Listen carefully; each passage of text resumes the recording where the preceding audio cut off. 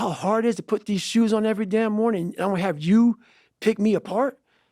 So, yeah, there's so much that goes into this that I was like, fuck this. I never want anything to do with it. So, anyway. I'm not a psychologist, but knowing your story from what you've written, what you've said on social media and elsewhere, podcasts, and here now especially, it's amazing to me. And frankly, it pulls at my heartstrings a little bit. I realize that's not what you're trying to do, but that in the course of your childhood and in your young adulthood, that no one ever got between you and the world. No. I forget where I heard it, that like if a kid has just one person that believes in them, you know, and I had my trials and tribulations, but I had great coaches, great mentors. I attached to them. I found them if they didn't necessarily find me. But I'm realizing that your situation was no one's ever said, hey, I'm going to stand here next to you or get in front of you, put a shield up. And so it's almost like you've got these different it's all you, but there's versions of yourself that like you knew. Social media, like I don't know that I have the wherewithal in 2013, 14, 15, 16, 17 to get in front of myself while doing all this because I've already got so much going on in here. Is that about right? That is right, but I had developed a lot of anger and I still have it. And it will never go away for the normal human beings of this world. Because when you put yourself in the sewer like I was in, and please, if someone saved me, come out and announce it to the world. There's no one. There's no one. So when you know that, and then I'm sitting at a table with all these smart people who are telling me what to do and shit and guiding me through my life now, when I'm 40 fucking years old, you know, 2000, I don't know, 40 something years old, now I'm 49. And I'm looking at them all, and they're now trying to guide me on what's right, on this poison. And so, yeah, what you say is right, but for me, it was more of, I know now. I don't need you to guide my future. I know what's good for me and what's bad for me. And for me, it took every bit of focus I could. And I know social media, that's why people love to go on there, because they want to show you the good side of life. I'm not teaching good side of life. So I had to figure out a way when I came on in 2016 of teaching you what life really is for the majority of us is hell. And so while people love to show you the cars and the house and the vacations and shit, all that's good. All that's happy. I'm going to show you the side that I know most of you are going through. And people hide very well. I don't want to hide anymore. I hid for 24 fucking years. So that's why now I told you, we can talk about whatever you want. Because as human beings, the first thing we have to learn, I also stuttered real bad growing up. So if you hear me stutter every now and then, it's because that was part of my life also. So it's funny, human beings want to show you the best side, and they want to hide the worst side. For me, I'm going to teach you how to be vulnerable, because that's the only way you fix yourself. You don't fix yourself by coming out here and me selling you some fucking books. That's why I don't have them. I forgot them. I'm glad people got something from the book. I want you to learn that the only way you grow is how to look at yourself and say, okay, like I did. Table longer than this. What the fuck I have to do to get somewhere? There was nothing good on there. Nothing. Yeah, I love playing basketball. I left that out. That's something I love to do. I don't care about that. That didn't make the fucking list. Because the list that I had to live by was the very list that was to get me at this table with you.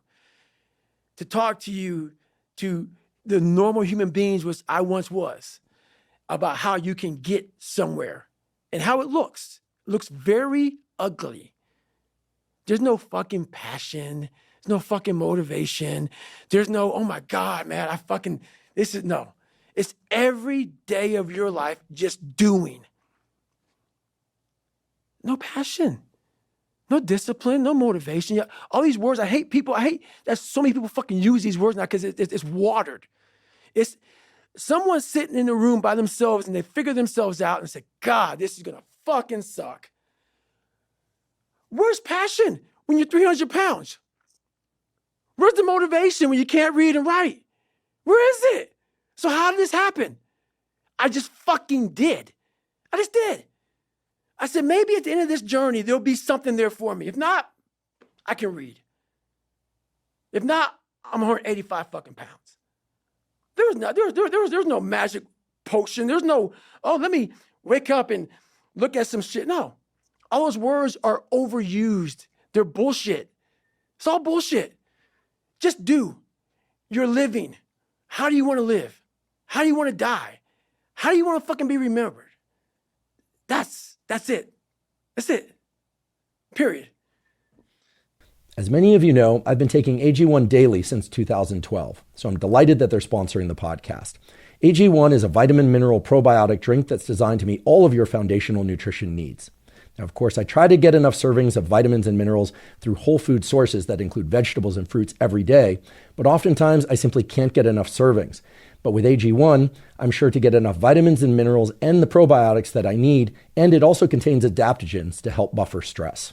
Simply put, I always feel better when I take AG1. I have more focus and energy, and I sleep better, and it also happens to taste great. For all these reasons, whenever I'm asked, if you could take just one supplement, what would it be? I answer AG1. If you'd like to try AG1, go to drinkag1.com/Huberman to claim a special offer. They'll give you 5 free travel packs plus a year's supply of vitamin D3K2. Again, that's drinkag1.com/Huberman. The word haunted is ringing in my head. Yep. I think it's such a powerful word. Yep. Because I was about to say, it seems like a huge part of your process, maybe the entire process, is it's all stick, no carrot. You know, you talk about the carrot, the positive thing, and then there's the stick, the thing you're trying to avoid. Yep. I feel like it's the way it's landing for me is it's all stick and gas pedal. That's it. There's no carrot. You're not imagining, oh, when I'm a paramedic, when the book is published. And obviously you set those goals and you make those targets. Yep. But it's all stick. All stick. No carrot. Think about that. I'm waking up right now studying like I have a test tomorrow. I already passed the fucking test. Think about that. Every day of my life. That's what I must do just to retain what I learned. 4 hours plus a day, I go through and do that. There's no stick, or there's only a stick. There's never been a carrot, which is why when I speak to people, I have to figure out a way to resonate with them. Because all I want to say to them is, let me teach you the real life, how it really is. The reason why you're a loser, and the reason why you're not fucking making it, and the reason why you're trying to go through all these, I go to all these fucking conventions, speak all the fucking time. I look in the fucking audience and these people sign up fucking every year to go to convention, thinking they're gonna learn something fucking different. No, you're lazy. You know exactly what to do. Because even me, in my state of, I can't read and write, I knew exactly what to do. It just sucks doing it. It sucks to do it. It sucks to wake up every morning of your life and say, God, man, I'm not smart. So guess what I gotta do? I gotta study the same shit that I got one of the highest scores in the nation on, and do it again. It's not just there. It's not just there permanently for me. So yeah, it's all stick. It's all stick. The only carrot you have is like, maybe, because whenever I take these tests that are real hard, in the back of my brain, it's like, the good chance you're not gonna make it, Goggins. This ain't you, bro. This ain't you. You weren't born like this. This ain't you. The real you, bro. Study all you want to, but the second that fucking computer comes on with 150 questions, this ain't you, man. And somehow, comes back, I passed. I passed again. But that real me back here every fucking time is saying, that ain't you, bro. That ain't you. And I have to outwork that voice. When I'm taking that test and I get to a question, I don't fucking know the answer, I'm like, fuck, man. And then says, I told you, man, that ain't you. You're 300 pounds, man. You sit at home, you figure out how to do your hair. That's what you do. How to come to school with the reverse baldness when you're 16. That's you. So there is no get out of jail free card. This is why I say stay hard. Because when you weren't given the gifts, the only thing you can do in life is stay hard. And I know people cannot stand me. They can't stand this talk. This is all you can do. There's no magic pill or a magic potion. All you can do is outwork the man that God created or woman in you. And what that looks like is unfun. That's why I said, do not do a documentary on me. Because people will not see the truth. They will see what they want to see is, I don't want to live like that. Good. Good. And you will live exactly the way you live now, questioning who you are, wondering what is possible, wondering what you are capable of doing. That's how that looks. Or you can be me, which, am I happy? I don't know. Never really thought about it. Don't really care about it. Because all I really cared about was when I looked in that fucking mirror, I saw a piece of shit. Happiness wasn't on the mirror at 16 or when I was 300 pounds. It wasn't like, oh, I'm looking for happiness. No, I'm look at myself in the mirror and say, all right, motherfucker, you did it again today. You're a bad boy. Because that shit sucks. I have about a couple minutes of that when I got the carrot. The second I lay down and go to bed, the carrot's gone because I'm waking up all through the night to check the work I did that day. Did I get this drug right? Did I get this right? Did I get that right? What did I do? Oh my God, fuck. I'm already losing it. It's a stick. That stick is haunting you. Haunting It's following you around. Mm-hmm. So no picture of Jordan on the wall. You're not listening to YouTube inspiration video. No. Those would be all your voice anyway. You're not listening to your top 10 favorite songs just to get rolling and then lace the shoes, hit the books. It's all in here. All in there. I used to do that when I was fat. Rocky, I mean, people know that was my thing. Round 14 was my thing. And as I got older and older and older, that started to go away. And I started to create, I had all these people that I used to watch. Rocky was one, Barnes, Elias from Platoon, Jack from A Few Good Men, he's on the stand going crazy. I saw a lot of these characters that I looked at and I was like, man, I ain't got none of that. But they were characters.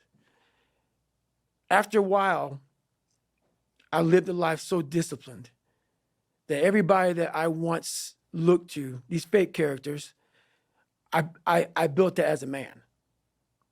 And when I was younger, I had this image in my mind of what does a man look like to me? And I got all these people who were badasses, characters. And in my mind, I became that. And that's what kept me going a lot, was I had this pipe dream of becoming a little bit of this and a little bit of that. Because when you have no parents raising you and you have no role models growing up, it's not daydreaming. You start to create a reality like, maybe I can be that. And after becoming this guy, that is the biggest thing I can ever do in my life, is I became that guy. That I once looked at all these guys, now look at myself like, God, who the fuck can do that?